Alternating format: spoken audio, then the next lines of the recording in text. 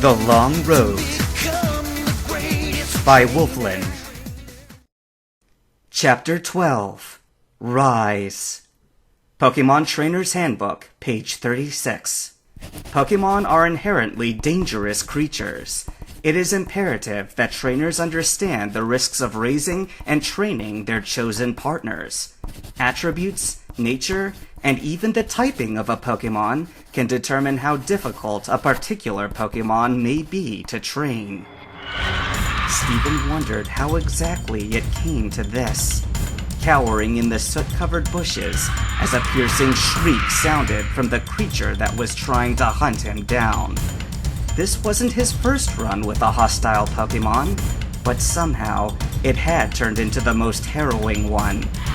Another screech came from somewhere overhead, and Steven flinched, even though his cover was well camouflaged by the soot's tendency to cling to whatever it touched. Why had he decided to be so stubborn? He could have just gone after a feathered flyer, but no. By some ingrained sense of hubris, he convinced himself that he wanted to catch a bird with metal wings instead. He would have laughed at the whole situation if it didn't mean alerting the enraged Skarmory to his current hiding place. Naturally, he had expected catching the proud steel bird to be challenging. Winona had cautioned him as much. He'd had it easy so far with the rest of his Pokemon partners, all of them joining him willingly, sometimes to his surprise. But he had never imagined exactly just how difficult a Skarmory would be to not only find, but then capture. And yet even with a careful plan drawn out before he'd even set eyes on the flock, everything still managed to have gone south from the very start. Cautiously, Steven peered through the branches to see if he could spot his assailant. Unfortunately, the skies of Route 113 were as gray as the ash that covered the ground, and Skarmory's steel body blended perfectly with the mottled clouds overhead.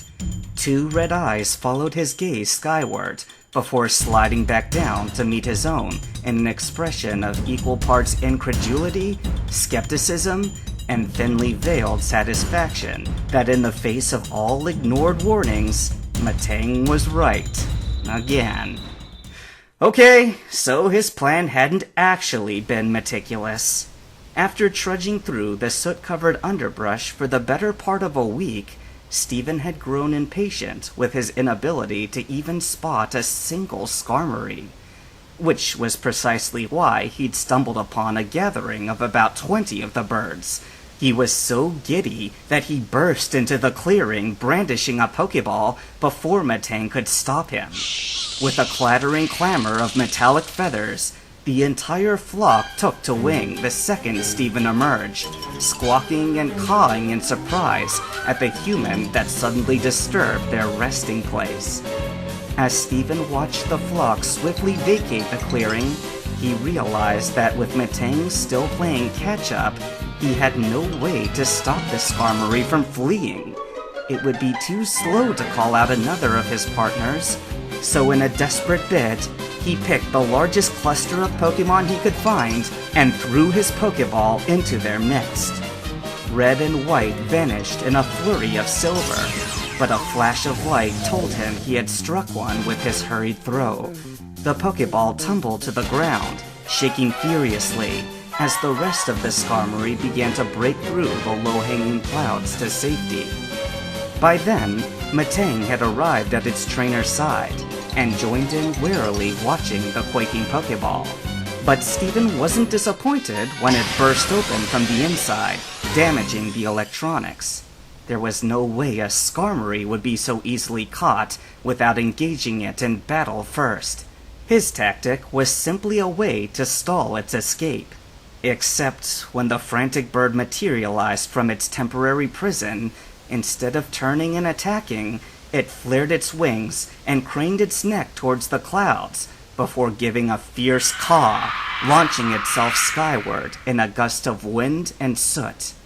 Unwilling to let his quarry disappear on him, Steven urged Matang to give chase, and with a well-aimed confusion attack, the flying type had found itself grounded once again.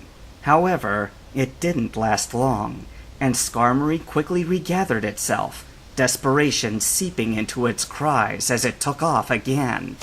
Another confusion dragged it earthward, and after its escape attempt was thwarted for a second time, Skarmory's agitation finally bubbled forth, and it whirled to face its would-be captor. The fire in its eyes set Metang chattering with unease. It was angry, and not just angry, it was livid. But Steven was far too excited to notice, and with a grin, he directed Metang to strike. Soon enough, Metang had chipped away at the wild Pokemon's defenses, leaving it tired, but no less irate. Assuming Skarmory's energy had been sufficiently drained, Steven withdrew another Pokeball from his pack and heaved it at his target. It struck Skarmory on the side of the head and pulled it inside the capsule. But just as before, the ball hadn't stayed closed for long. The bird was too frenzied to remain trapped within. As Skarmory re-emerged, it somehow looked as if its anger was overriding its exhaustion, and it screeched defiantly. Metang shot a nervous glance back at its trainer, and Steven had found himself frowning. This was proving to be quite the stubborn Pokemon. But as soon as Metang had broken eye contact, the incensed bird had seen an opening. Head lowered and wings brought to bear, it charged right at its biggest threat, the trainer holding yet another Pokeball in his hand. Eyes wide, Steven shouted to Metang as Skarmory flashed by, but he was too slow. Panicked, Steven threw his hand forward, hoping the Pokeball might buy him enough time to scramble out of Skarmory's warpath. But with one deft slice, Skarmory intercepted the ball with its razor-sharp feathers, and it clattered to the ground, damaged beyond use. And then, the wild Pokemon was upon him, wielding its blade-like wings with deadly intent. Steven stumbled backwards under the angry Pokemon's assault, attempting to shield his face and throat with nothing but his bare hands. Steel found skin as he tumbled to the ground, soot sticking to the fresh wounds, and he cried out. Suddenly, a resounding clang echoed through the air as a mighty collision sent sparks flying. Metang had rammed Skarmory with a full-body charge, sending the wild Pokemon sailing with an indignant squawk. Before it could dig its head out of the bank of soot it had crashed into, Metang reached down to its battered trainer and shakily dragged Steven to his feet. He held on tight as Metang neatly picked him up and whisked the pair of them to safety in the nearest clump of underbrush. Breathing heavily from the adrenaline, Steven watched as Skarmory finally emerged, furious as ever, and proceeded to tear the clearing apart in search for the duo that dared try to capture it. When it failed to uncover their hiding spot, it pumped its wings angrily and took to the sky where it circled overhead, determined to find and punish whoever had wronged it so.